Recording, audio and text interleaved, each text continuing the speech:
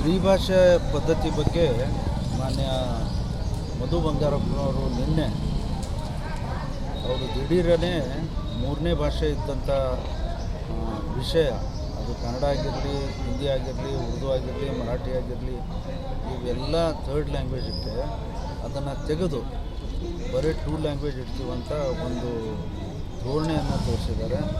ಇದರ ಮುಖಾಂತರ ಅವ್ರು ಮಾಡಿದ್ದೇನು ಅಂತಂದರೆ, ಸಡನ್ಲಿ ಈ ಥರ್ಡ್ ಲ್ಯಾಂಗ್ವೇಜ್ ಯಾವುದೇ ಆಗಿರಲಿ ಅದನ್ನು ನಾವು ಪರೀಕ್ಷೆ ಮಾಡಿದರೂ ಕೂಡ ಗ್ರೇಡಿಂಗ್ ಕೊಡ್ತೀವಿ. ಅಂದರೆ ಮಾರ್ಕ್ಸ್ ಎಷ್ಟು ಸಿಗ್ತಾವಂತ ಲೆಕ್ಕ ಮಾಡ್ತಾರಲ್ಲ, 625 ಆ್ಯಕ್ಚುಲಿ ಟೋಟಲ್ ಅದು ಇಂಟರ್ನಲ್ ಅಸೆಸ್ಮೆಂಟು ಮತ್ತು ಸೇರಿ. ಅದನ್ನು ಇಂಟರ್ನಲ್ ಅಸೆಸ್ಮೆಂಟು ಈಗಾಗಲೇ ಆಗಿದ್ದಾವೆ, ಥಿಯರಿ ಪರೀಕ್ಷೆ ಆಗಬೇಕು. ಸಡನ್ಲಿ ಕೈ ಬಿಡ್ತಾರೆ, ಕೈ ಬಿಟ್ಟು ಅದಕ್ಕೆ ಎಕ್ಸಾಮ್ ಮಾಡಿದ್ರು ನಾವು ಗ್ರೇಡೇಷನ್ ಕೊಡ್ತೀವಿ, ಅದು ನಾವು ಲೆಕ್ಕಕ್ಕೆ ತೆಗೆದುಕೊಳ್ಳಲ್ಲ ಅಂತ ಹೇಳ್ತೀವಿ. ನೀವು ವರ್ಷ ತುಂಬ ಆ ವಿಷಯ ಕಲಿಸಿರಿ, ಇಂಟರ್ನಲ್ ಅಸೆಸ್ಮೆಂಟ್ ಕೊಟ್ಟಿರಿ, ಮೊನ್ನೆ ಎಕ್ಸಾಮಿನೇಷನ್ ನೋಟಿಫೈ ಮಾಡಿ ಡೇಟ್ ಕೂಡ ಫಿಕ್ಸ್ ಮಾಡಿರಿ. ಇವತ್ತು ಸಡನ್ಲಿ ಈ ನಿರ್ಣಯ ತೆಗೆದುಕೊಳ್ಳೋದು ಏನಾಗುತ್ತೆ? ಮತ್ತು ಸದನ ನಡೆಯುವಾಗ ಈ ಥರದ ರಾಜ್ಯದ ಒಂದು ಪ್ರಮುಖವಾದಂಥ ವಿಷಯದ ಬಗ್ಗೆ ನೀವು ಅಲ್ಲಿ ಎಲ್ಲಿ ಚರ್ಚೆನೇ ಮಾಡಿಲ್ಲ. ಮತ್ತು ಇಮ್ಮಿಡಿಯೇಟ್ಲಿ ಆಫ್ಟರ್ ದ ಸೆಷನ್ ಇದು ತೊಗೊಂಡ್ಬರ್ತೀರಿ, ವಿದ್ಯಾರ್ಥಿಗಳಿಗೆ ಏನು ಮೆಸೇಜ್ ಕೊಡ್ತೀರಿ? ದಿಢೀರನ್ನೇ ಈ ಥರ ಮಾಡಿದರೆ ಮಕ್ಕಳಿಗೇನು ಸಂದೇಶ ಹೋಗೋದು? ನಾವು ಕೇಳ್ತೀವಿ, ನೀವೇನೇ ಈ ಅಕಾಡೆಮಿಕ್ ಇಯರ್ನಾಗ ಏನು ಜೂನ್ 1 ಯಾವುದೇ ಕ್ಯಾಲೆಂಡರ್ ಶುರು ಮಾಡ್ತೀವಿ, ಕೊನೆವರೆಗೆ ಏನೂ ಹೊಸದು ಆ್ಯಡ್ ಮಾಡಿಬಿಡ್ರಿ ಮತ್ತೇನೂ ತೆಗಿಬೇಡ್ರಿ ಅಂತ ಹೇಳ್ತೀವಿ. ನೀವು ಈ ಥರ ಪ್ರಮುಖವಾದಂಥ ನಿರ್ಣಯ ಕೊನೆಯ ಗಳಿಗೆಯಲ್ಲಿ ನೀವು ತೊಗೋತೀರಲ್ಲ, ಗೊಂದಲಕ್ಕೆ ದಾರಿ ಮಾಡಿಕೊಟ್ಟಂಗೆ ಐತಲ್ಲ. ಇದು ಸರ್ಕಾರದ ತಪ್ಪು ನೀತಿ ಇದೆ, ಈ ಥರ ಮಾಡಬೇಡ್ರಿ. ಇದ್ರ ಬಗ್ಗೆ ಏನೇ ನಿರ್ಣಯ ತಗೊಳ್ಳೋದು ಸದನದಾಗ ಚರ್ಚೆ ಮಾಡೋದಿತ್ತು. ಜುಲೈನಾಗ ಮತ್ತೆ ಸೆಷನ್ ನಡೀತದೆ, ಜುಲೈ ಸೆಷನ್ನಾಗ ನೀವು ಇದ್ರ ಬಗ್ಗೆ ಡಿಸ್ಕಸ್ ಮಾಡಿ. ಮತ್ತು ಈಗೇನು ವಿಡ್ರಾ ಮಾಡಿರಿ ತಕ್ಷಣ ಯಾಕೋ ಭಾಳ ಸಡನ್ ದಿಢೀರ್ನೆ ಅಂತ ತೆಗೆದುಕೊಂಡ ಒಂದು ನಿರ್ಣಯ ಅಂತ ಅನಿಸ್ತದೆ. ಹೇಳಿದಂಥ ಹೇಳಿಕೆಯನ್ನು ವಿಡ್ರಾ ಮಾಡಿ ಪರೀಕ್ಷೆ ನಡೆಸ್ಲಿಕ್ಕೆ ಅವಕಾಶ ಮಾಡಿಕೊಡ್ರಿ ಅಂತ. ಇದು ಎಷ್ಟು ಮಟ್ಟಿಗೆ ಸರಿ ಆಗ್ತದೆ ಅಕಸ್ಮಾತ್ ಮಾಡೋದಂದ್ರೆ? ಏನು ರೀ ಇದು ಮಾಡೋದಂದ್ರೆ ಎಷ್ಟು ಮಟ್ಟಿಗೆ ಸರಿ ಆಗ್ತದೆ ಈ ಲ್ಯಾಂಗ್ವೇಜ್? ಸರ್, ಈಗ ಬಾರ್ಡರ್ ಏರಿಯಾನೇ ಇಲ್ಲ, ಅದು ನಾವೆಲ್ಲ ಬಾರ್ಡರ್ ಏರಿಯಾದವರು ಇದೆ.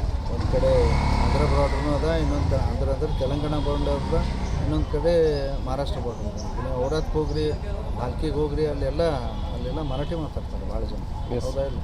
ಸೊ ಅಲ್ಲಿ ಅನೇಕ ಮರಾಠಿ ಶಾಲೆ, ಮರಾಠಿ ಮೀಡಿಯಂ ಸ್ಕೂಲ್ಸ್ ಸರ್ಕಾರ ಮಾಡಿಕೊಟ್ಟಿದ್ದಂಥವು. ಅದೇ ರೀತಿಯಾಗಿ ನಾವು ನಿಜಾಮ್ ಸ್ಟೇಟಲ್ಲಿರೋದ್ರಿಂದ ಉರ್ದು ಭಾಷೆ ಅನೇಕ ಇದರಲ್ಲಿ ಗುಲ್ಬರ್ಗನಾಗೆ ತಗೋರಿ ಕನಿಷ್ಠ ಒಂದು 10 ಉರ್ದು ಶಾಲೆಗಳದಾವೆ, ಸರ್ಕಾರಿ ಶಾಲೆಗಳು. ಅಲ್ಲೆಲ್ಲ ಉರ್ದು ಶಾಲೆ ಇರೋದ್ರಿಂದ ನ್ಯಾಚುರಲಿ ಥರ್ಡ್ ಲ್ಯಾಂಗ್ವೇಜ್ ಕನ್ನಡ ತೊಗೊಂಡಾನ, ಸೆಕೆಂಡ್ ಲ್ಯಾಂಗ್ವೇಜ್ ಇದು ತೊಗೊತಾರ, ಥರ್ಡ್ ಲ್ಯಾಂಗ್ವೇಜ್ ಕನ್ನಡ ತೊಗೊಂಡಾನ. ಆ ಕನ್ನಡ ನೀವು ಅವರಿಗೆ ಬಿಡಿಸಲ್ಕತ್ತಿರಲ್ಲ. ಯಾರು ಮದರ್ ಟಂಗ್ ಬೇರೆ ಭಾಷೆ ಅದ ಅವ್ರಿಗೆ ನೀವು ಕನ್ನಡ ಕಲೀಲಿಕ್ಕೆ ಬಿಡ್ತಾ ಇಲ್ಲ ಅಂತ ನಂಗೆ ಆಯ್ತಲ್ಲ. ಯಾಕೆ ಈ ಥರ ಧೋರಣೆ? And why all of a sudden? ಇದು ನಮ್ಮ ಪ್ರಶ್ನೆ, ಅದಕ್ಕೆ ವಿಡ್ರಾ ಮಾಡಿ ಅಂತ. ಈ ಹಿಂದಿ ಅಂತೂ ರಾಷ್ಟ್ರ ಭಾಷೆ ಇದೆ. ಹೌದು, ಈಗ ನಾವು ಇಂಗ್ಲೀಷ್ ಕಲಿಬೇಕಂತಂದು ಬಹುಶಃ ನಿಮ್ಮೆಲ್ಲ ಮಕ್ಕಳು ಇಂಗ್ಲೀಷ್ ಮೀಡಿಯಮ್ ಸ್ಕೂಲ್ನಾಗ ಹೋಗ್ತಾರೆ, ಹೌದಾ? ಇಂಗ್ಲೀಷ್ ಕಲೀಲಪ್ಪ, ಯಾರಿಗೆ ಗೊತ್ತು, ಎಲ್ಲ ಕಡೆ ಎಲ್ಲಿ ಹೋಗಲ್ಲ ಅದು ಬಳಕೆ ಆಗ್ತದೆ ಅಂತ. ಅದೇ ರೀತಿಯಾಗಿ ಒಂದು ಸ್ವಲ್ಪ ಸ್ವತಂತ್ರ ರಾಷ್ಟ್ರ ಬಿಟ್ಟರೆ ಎಲ್ಲ ಕಡೆ ಕಾಮನ್ ಆಗಿ ನಡೆಯೋದು ಹಿಂದಿನೇ. ಈಗ ತೆಲಂಗಾಣ, ಹೈದ್ರಾಬಾದ್ಗೆ ಹೋಗ್ರಿ, ಕಾಮನ್ ಲ್ಯಾಂಗ್ವೇಜ್ ಅಲ್ಲಿ ಎಲ್ಲರೂ ತೆಲುಗು ಏನು ಮಾತಾಡ್ತಾರಂತ ಅನ್ಸಲ್ಲ. ನೀವು ಹಿಂದಿ ಮಾತಾಡ್ರಿ ಎಲ್ಲ ಕಡೆ ನೋಡಿ. ಗುಲ್ಬರ್ಗನಾಗ ನೀವು ಕನ್ನಡ ಬಿಟ್ಟು ಹಿಂದಿ ಮಾತಾಡ್ರಿ ಎಲ್ಲರಿಗೂ ತಿಳಿತದೆ. ಇಲ್ಲಿ ಹುಟ್ಟು ಬೆಳೆದವ ಎಲ್ಲರೂ ಹಿಂದಿ ಮಾತಾಡ್ತಾರೆ. ಅನೇಕ ಜಿಲ್ಲೆಗಳಲ್ಲಿ ಬಾರ್ಡರ್ ಇದ್ದಂಥ ಜಿಲ್ಲೆಗಳು ಇದು ಪದ್ಧತಿ ಅದಾನೇ ಅದು. ಮತ್ತು ಯಾಕೆ ಇದನ್ನು ನಿಲ್ಲಿಸ್ತಾ ಇದ್ದೀರಿ? ಕನ್ನಡಕ್ಕೆ ನೀವೇ ಕಡೆಗಣಿಸ್ತಾರ ಇಲ್ಲ ಕಡೆಗಣಿಸ್ತಿದ್ದೀರಿ ಅಂತ ಈ ಬೇರೆ ಭಾಷೆದವ್ರು ಯಾರು ನಮ್ಮ ರಾಜ್ಯದಲ್ಲಿ ಬಂದು ಉದಾರ ನೀವು ಈ ರೀತಿ ಮಾಡಿದರೆ ಈಗ ಅನೇಕ ರಾಷ್ಟ್ರ ಮಟ್ಟದ ಬೇರೆ ಬೇರೆ ಕಾರಣದಿಂದ ಬೆಂಗಳೂರು ಸೆಟ್ಲ್ ಆಗ್ತಾರೆ.